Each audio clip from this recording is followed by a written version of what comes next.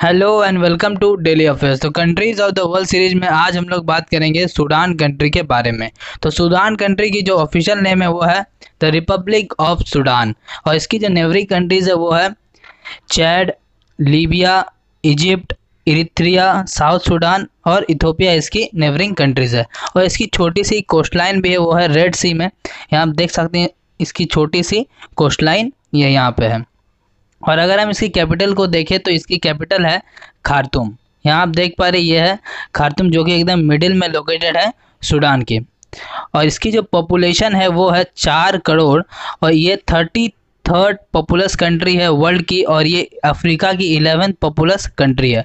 और अगर हम इसकी एरिया को देखें तो इसकी एरिया लगभग 19 लाख स्क्वायर किलोमीटर है, और इसकी जो मेजोरिटी ऑफ द एरिया है वो सहारा डेजर्ट में लोकेटेड है। और यहाँ तक इसकी सहारा डेजर्ट है, उसके बाद यहाँ जो थोड़ा थोड़ा फॉरेस्ट है यहाँ पे, तो यहाँ तो ज़्यादातर जो एरिया है वो सहारा डेजर्ट कवर करता है। और ये एरिया के हिसाब से 15th लार्जेस्ट कंट्री है वर्ल्ड की। और यहाँ पे ऑफिशियल जो लैंग्वेज है वो है अरब, क्योंकि यहाँ जो मेजोरिटी ऑफ द पॉपुलेशन है वो है मुस्लिम। और यहाँ पे कुछ देर तक ब्रिटिश भी राज किए थे, तो इसीलिए इसकी ऑफिशियल लैंग्वेज इंग्लिश भी है। तो ये इसकी दो ऑफिशियल लैंग्वेज है, अरब और इंग्लिश।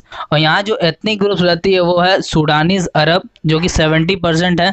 जो सबसे ज़्यादा जो लोग यहाँ रहते हैं वो होते हैं सूडानीज अरब। बाकी बेजा, फिर न्यूबा, फिर फर, इजिप्शियन, ये सब भी हैं जो कि यहाँ पे रहते हैं। तो ये सब इसके एथनिक ग्रुप्स हैं। अगर हम इसकी रिलीजन की बात करें तो जैसे मैंने आपको बताया, यहाँ पे मेजोरिटी ऑफ द पॉपुलेशन क्या है, मुस्लिम है। यहाँ जो ग्रीन कलर में आप देख पा रहे हैं इस पाई चार्ट में, यह है मुस्लिम की पॉपुलेशन। फिर ब्लू में देख पा रही है क्रिश्चियन की पॉपुलेशन, और अफ्रीकन ट्रेडिशनल जो कि जंगल में रहते हैं उनकी पॉपुलेशन लगभग 2.9% है, और बाकी कुछ कुछ और भी पॉपुलेशन है। अगर हम इसकी करेंसी की बात करते हैं, इसकी जो करेंसी है वो है पाउंड। अगर आपके पास 1 इंडियन रुपीज़ है तो आपके पास लगभग 6 सूडानीज पाउंड है। और आपके पास अगर 1 US डॉलर है तो आपके पास 447 सूडानीज पाउंड है। तो इसकी जो करेंसी है वो थोड़ी गिरी हुई है बाकी अफ्रीकी देशों के मुकाबले। और अगर हम इसकी इकोनॉमी की बात करें तो इसकी इकोनॉमी बहुत ही ख़राब है, क्योंकि आप देख पा रहे हैं इसकी जो टोटल जीडीपी है वो 177 बिलियन है, और इसकी जो ह्यूमन डेवलपमेंट इंडेक्स है वो 170 है। तो सोचिए इसकी इंडेक्स कितनी ख़राब है। वहाँ आप अगर इसकी पड़ोसी देश की बात करें अल्जीरिया की और इजिप्ट की, तो इसकी इकोनॉमी बहुत ही अच्छी है।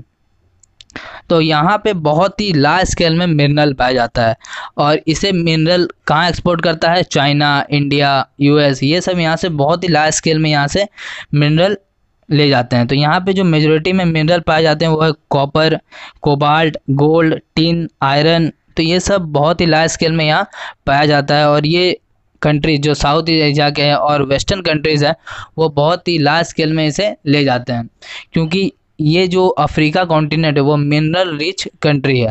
और इसी की वजह से यहाँ बहुत सारे नक्सली, बहुत सारे आतंकवादी संगठन हैं इस मिनरल के कारण, क्योंकि मिनरल ही है जो इन्हें इकोनॉमी को थोड़ा मोड़ा बचा के रखा है। लेकिन ये ज़्यादातर गवर्नमेंट के अंडर नहीं रहते हैं। यहाँ बहुत ही क्या होता है, नक्सली लोग जो आतंकवादी है इलीगली क्या करते हैं, एक्सपोर्ट करते हैं दूसरे देशों के। हम लोग भी बहुत ज़्यादा एक्सपोर्ट कर लेते हैं इस अफ्रीकन कंट्री से ये सब मिनरल चीज़ें। और इस कंट्री से एक बहुत ही इंपॉर्टेंट रिवर गुजरती है जिसका नाम है नाइल रिवर। तो आप यहाँ देख पा रही है लेक विक्टोरिया, यहाँ से निकलती है वाइट नाइल, और यहाँ आप देख पा रही है लेक ताना, और यहीं से निकलती है ब्लू लाइन।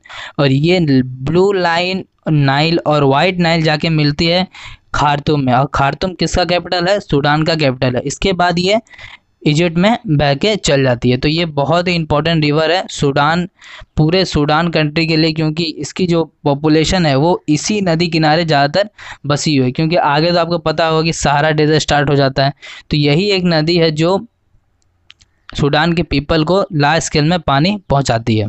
और इस देश में एक बहुत ही इम्पॉर्टेंट वॉल्केनिक माउंटेन है और बहुत ही फेमस है जिसका नाम है मारा माउंटेन। इसकी जो टोटल हाइट है वो 3042 मीटर है, और इसकी जो हाईएस्ट पीक है वो है देरीबा क्रेटर। तो तो यहाँ आप देख पा रहे यही इसका पिक्चर है, देरीबा क्रेटर, ये इसकी हाईएस्ट पीक है। और इसमें जो लास्ट इरप्शन हुआ था वो हुआ था 2000 BC में, मतलब 4000 साल पहले लगभग ये लास्ट इरप्शन इसमें हुआ था। और अब हम लोग बात करेंगे इसकी हिस्ट्री के बारे में। तो इसकी हिस्ट्री शुरू होती है कुश साम्राज्य से, जब यहाँ पे कुश किंगडम स्टैब्लिश होता है। और ये कुश किंगडम कब स्टैब्लिश होता है? 1070 BC में यहाँ पे इस्टेब्लिश होता है। और ये ऑक्यूपाई करके रहता है कहाँ पे? नदन सूडान में और सदर्न इजिप्ट में ये अपना पूरा साम्राज्य फैला के रखता है। आप जो देख पा रहे हैं रेड कलर में, ये पूरा क्या है? कुश एम्पायर फैला हुआ है। इसके बाद 350 AD में यहाँ पे आता है नूबियन किंगडम्स, जो कि नूबियन पीपल द्वारा बनाया जाता है। और ये किंगडम बहुत ही पावरफुल होता है, जो कि 350 AD में सूडान में एंटर करता है। इसके बाद 1500 BC में यहाँ पे आते हैं इस्लामिक किंगडम। और ये इस्लामिक किंगडम यहाँ कैसे आते हैं? तो जो नूबियन किंगडम होता है वो ट्रेड करता है किसके साथ? इजिप्शियन मर्चेंट के साथ। तो धीरे धीरे क्या होता है कि इजिप्शियन जो अरब्स हैं उनका पॉपुलेशन बहुत ही ज़्यादा यहाँ पे बढ़ने लगता है। तो यहाँ पे दो किंगडम का राइज होता है, एक होता है शिनर और दूसरा होता है डार्फर। तो ये दो किंगडम बहुत ही ज़्यादा यहाँ पे फैल जाते हैं। और ये जो सीनर किंगडम है, आप यहाँ ग्रीन पे यहाँ देख पा रहे हैं, तो ये है सीनर किंगडम। और इस सीनर किंगडम में एक बहुत ही इम्पोर्टेंट सल्तनत होता है जिसका नाम होता है फुंज सल्तनत। और इसी का जो कैपिटल है होता है वो क्या होता है?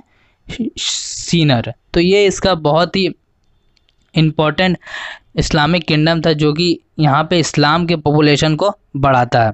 और डार्फर, तो आप लोगों को पता होगा ये जो पूरा रीजन है ये डार्फर के द्वारा कंट्रोल किया जाता था।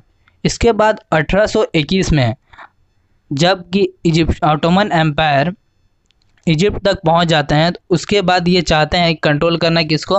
सूडान को। और ये कंट्रोल भी कर लेते हैं सूडान का नदन पार्ट। तो 1821 में जाके ये कनकर कर लेते हैं नदन सूडान को।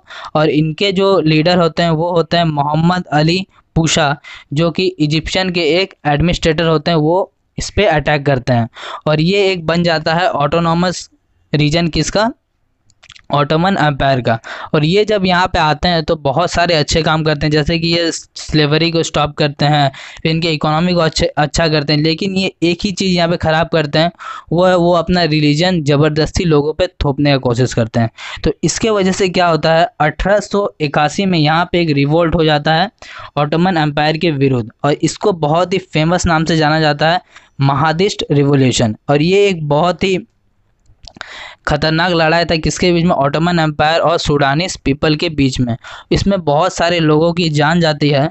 और इसके जो लीडर होते हैं महादिस, जो सूडान के पीपल होते हैं, इनके जो लीडर होते हैं उनका नाम होता है मोहम्मद अहमद अब्द अल। तो इनका ये नाम होता है। और इन्हें महदी ऑफ इस्लाम भी कहा जाता है।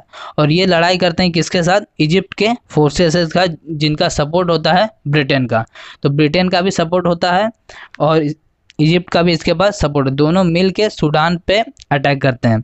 तो जब ये इस पे अटैक करते हैं तो ये यहाँ जीत जाते हैं और ब्रिटिश और इजिप्शियन ये पूरे टेरिटरी को कंट्रोल कर लेते हैं।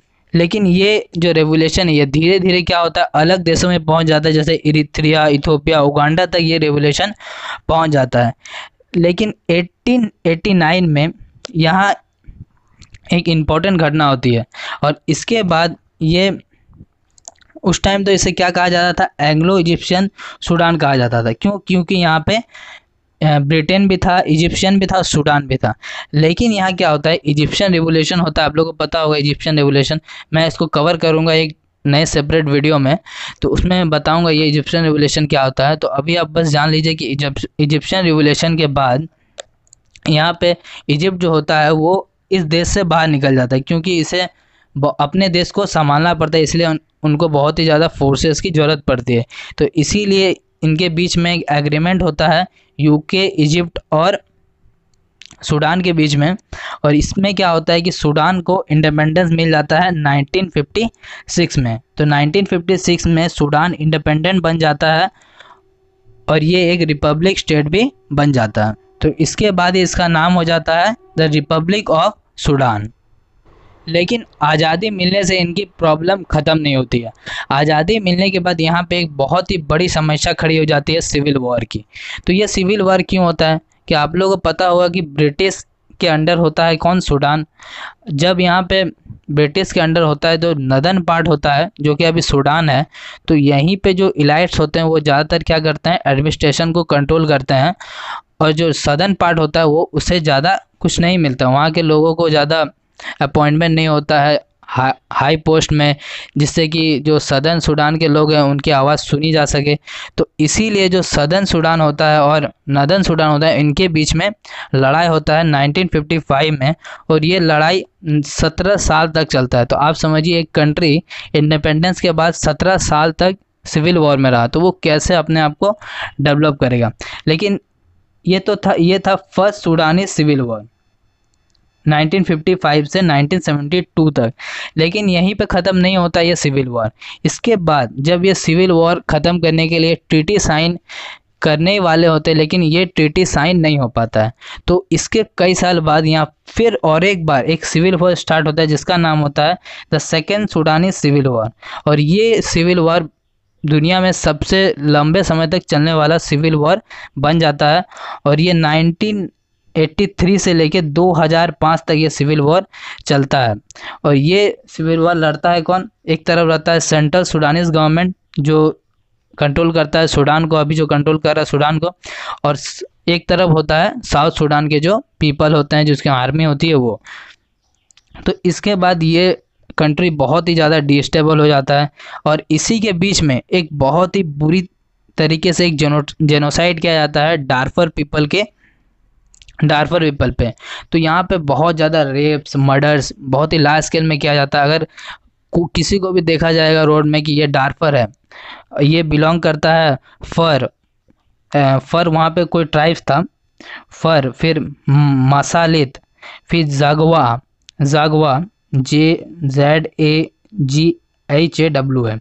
तो ये जागवा, ये अगर इन ट्राइब्स को देखा जाएगा तो इन्हें वहीं पर काट दिया जाता है, गला काट दिया जाता। तो बहुत बुरी तरीके से इन्हें वहाँ पे मारा जाता था। और बताया जाता है कि यहाँ लगभग 1 मिलियन मतलब लगभग 10 लाख लोगों की मृत्यु हो चुकी थी यहाँ पे। तो आप सोच सकते हैं ये कितनी बुरी जेनोसाइड थी, और इसे इंटरनेशनल कोर्ट में भी ले जाया गया इस केस को। और ये बहुत ही एक ख़राब सूडानीज पीपल का इतिहास था, और ये 2003 में ये जेनोसाइड किया गया था डार्फर पीपल के अगेंस्ट। लेकिन जब ये सेकेंड सिविल वॉर ख़त्म होता है तो इसके लगभग 6 साल बाद साउथ सूडान एक इंडिपेंडेंट कंट्री बन जाता है, क्योंकि यहाँ के लोग हमेशा रेबल करते रहते हैं नॉर्थ सूडान के लोगों पर, क्योंकि उन्हें हक अपना नहीं मिल पाता। इसीलिए वो अंत में 2011 में जाके एक इंडिपेंडेंट कंट्री बन जाते हैं, क्योंकि इन्हें मिलना भी चाहिए इंडिपेंडेंट कंट्री, क्योंकि इन्हें जो अपना अधिकार मिलना चाहता है इन्हें नहीं मिलता अपना अधिकार। और इंडिपेंडेंस के बाद ये एक जब नया कंट्री बन जाता है तब इन्हें बहुत सारे मुश्किलों का सामना करना पड़ता है, क्योंकि यहाँ नया गवर्नमेंट बनाना पड़ता है, फिर बहुत सारे और भी प्रॉब्लम होते हैं। इसकी वजह से क्या होता है, इनकी इकोनॉमी बहुत ही ज़्यादा डाउन हो जाती है। और हाल ही में इस देश के नए प्राइम मिनिस्टर बने जिनका नाम है अब्दुल्ला हमदोक, तो ये इनके नए प्रेसिडेंट बने हैं 2019 में। और इससे पहले यहाँ के जो प्रेसिडेंट थे उनका नाम था उमर अल बशीर। वो यहाँ पे 2019 से लेके 1993 तक ये यहाँ के प्रेसिडेंट थे। तो लगभग 27 साल तक इन्होंने इस कंट्री में राज किया है, और ना ही इन्होंने कुछ ज़्यादा डेवलपमेंट किया है। इनके अंडर ही यहाँ पे जेनोसाइड हो गया। तो इसीलिए क्या है कि पीपल ऐसे ही इस पर गुस्सा थे, और अंत में जाके 2019 में ये इलेक्शन हार गए, उनके नए प्रेसिडेंट बन गए अब्दुल्ला। तो ये था इसका पूरा हिस्ट्री। तो अब मैंने सब कुछ अच्छी तरीके से कवर कर लिया है, यहाँ पे इसकी ज्योग्राफी भी अच्छी तरीके से आपको बता दिया है। तो थैंक यू, चैनल को लाइक करिए, सब्सक्राइब करिए और बेल आइकन को प्रेस कर दीजिए।